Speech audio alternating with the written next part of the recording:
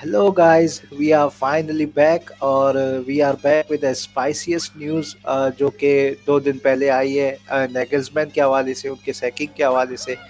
और मेरे ख्याल से ये ऐसी सैकिंग थी कि कोई एक्सपेक्ट नहीं कर रहा था कि नागल्समैन जो है वो सैक होंगे। सबसे पहले जो ट्वीट आया था वो फैब्रिज़ियो रोमानो का ट्वीट आया था कि FC Bayern Munich are seriously considering to sack Julian Nagelsmann. और ऑब्वियसली रमज़ान चल रहे हैं तो कराची में ये है कि दोस्तों में साथ बैठता है बंदा, तो गप्पे शप्पे लगा रहे थे, तो हम भी यही गप्पे शप्पे लगा रहे थे। तो एक दोस्त जो था वो रैंडमली ट्विटर चेक कर रहा था, तो उसने ट्विटर से देख के बताया कि भाई फैब्रिज़ियो का ये ट्वीट आया है।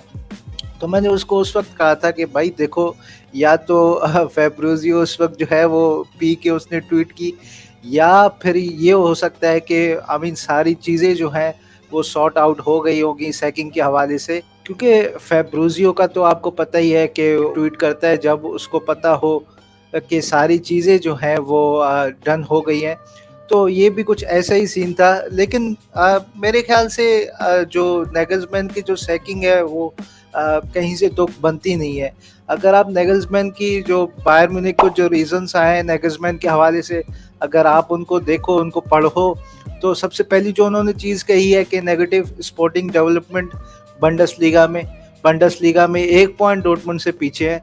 और मेरे ख्याल से डॉर्टमुंड एक ऐसी टीम है जो कभी भी बंडसलीगा बॉटल कर सकती है, क्योंकि डॉर्टमुंड की एक हिस्ट्री है बॉटल करने की, लीग को या कोई और भी लीग्स हो। और उसके बाद से उन्होंने ये कहा है कि लैक ऑफ प्लेयर डेवलपमेंट, और ये भी है कि players and bosses are also surprise by the fact कि वो हॉलीडे पे था, जबकि उसको टीम को जो था वो इंटरनली वर्क करने की ज़रूरत थी। मेरे ख्याल से ये ऐसी चीज़ें हैं जो कि बनाई गई हैं, और मेरा नहीं ख्याल कि इनमें से कोई चीज़ होगी। नेगल्समैन का अगर हम रिकॉर्ड देखें बायर म्यूनिख में, तो वो इतना बुरा नहीं था। ठीक है, बुंडेसलीगा में आप डॉर्टमुंड से 1 पॉइंट पीछे हो, लेकिन ये भी नहीं हो सकता कि आप हमेशा जो है वो लीग जीतते जाओ।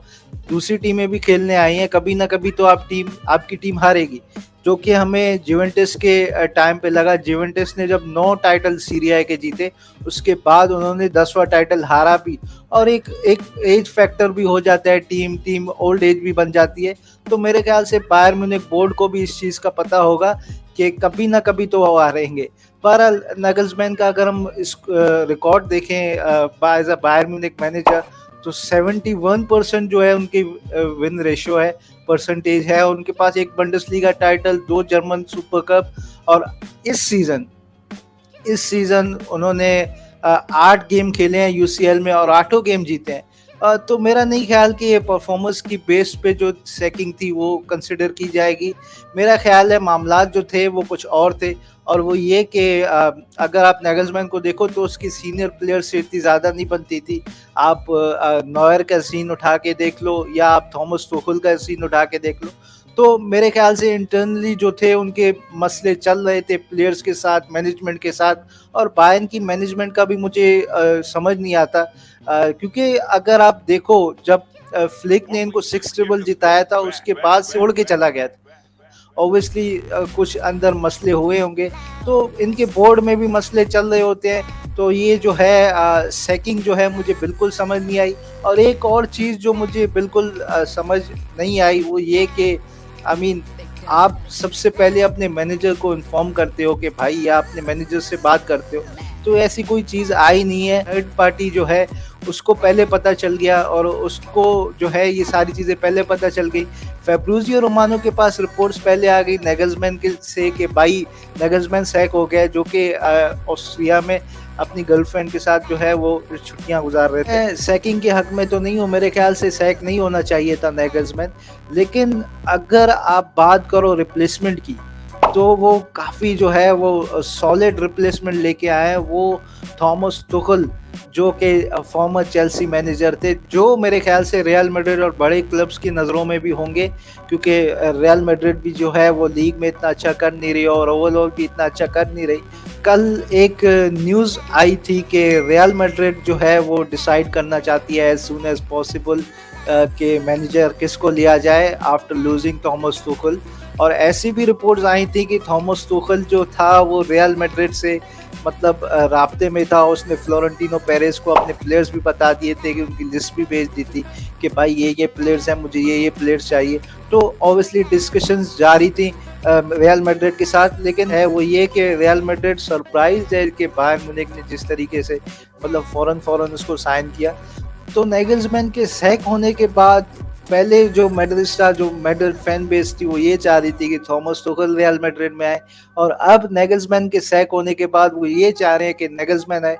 और मैं पर्सनली भी यही चाहता हूँ कि नैगल्समैन या थॉमस तुखल दोनों में से कोई एक मैनेजर चाहिए, हमें एक स्ट्रॉन्ग पर्सनैलिटी चाहिए अपने ड्रग आउट में।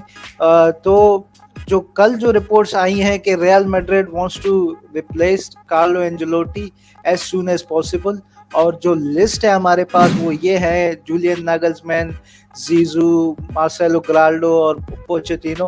तो इस लिस्ट को अगर देखा जाए तो मैं तो ये चाहूँगा कि नागल्समैन रियल मैड्रिड आए, क्योंकि जिस तरीके से वो यंग प्लेयर्स डेवलप करता है और हमारे पास जिस तरीके के यंग प्लेयर्स हैं, चाहे वो एकेडमी में आप देख लो अरीबास के अलावा आप बेंच देख लो, अब बेलिंगम की भी बातें चल रही हैं, हो सकता है किलियन एम्बापे भी आ जाए नेक्स्ट सीजन। तो मेरे ख्याल से जो नैगल्समैन जो होगा वो कंप्लीट एक जो है मैनेजर होगा रियल मैड्रिड के लिए, और रियल मैड्रिड को सूट भी करेगा क्योंकि जिस तरीके की उसकी पर्सनैलिटी है। तो मैं तो ये चाहता हूँ कि नैगल्समैन रियल मैड्रिड आए। आप लोग बताएं, आप लोग की क्या ओपिनियन है नैगल्समैन